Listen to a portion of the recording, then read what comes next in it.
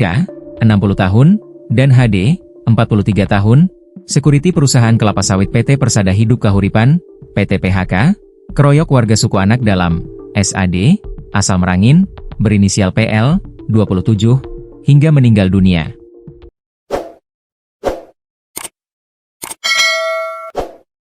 Lokasi kejadian di Desa Betung Bedarah, Kecamatan Tebo Ilir, Kabupaten Tebo, Jambi pada Selasa, 29 April 2025, sekitar pukul 12 waktu Indonesia Barat.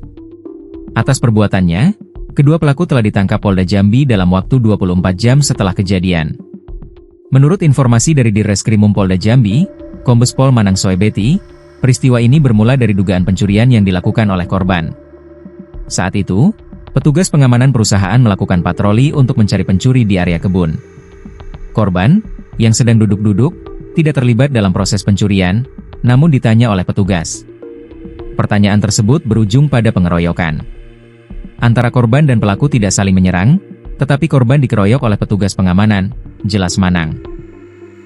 Dari 3 orang SAD yang dikeroyok, 1 orang berinisial BP, 25 tahun, berhasil lolos, sedangkan 2 lainnya mengalami luka-luka dan dibawa ke RSUD Sultan Taha Saifuddin. PL kemudian dinyatakan meninggal dunia di rumah sakit. Kombes Pol Manang Soebeti mengungkapkan bahwa 2 tersangka pelaku pengeroyokan, NK, 60 tahun, dan HD, 43 tahun, telah ditangkap dalam waktu 24 jam setelah kejadian. Keduanya merupakan warga sekitar perusahaan kelapa sawit. Dari hasil olah TKP, kami mengidentifikasi beberapa pelaku. 2 orang yang sudah diamankan memiliki peran masing-masing dalam pengeroyokan, tambahnya. 1 tersangka memegang korban, sedangkan yang lainnya memukuli korban dengan kayu. Manang juga menjelaskan mengenai suara tembakan yang terdengar saat keributan terjadi. Tembakan tersebut merupakan tembakan peringatan dari anggota kepolisian untuk menghindari situasi yang lebih buruk.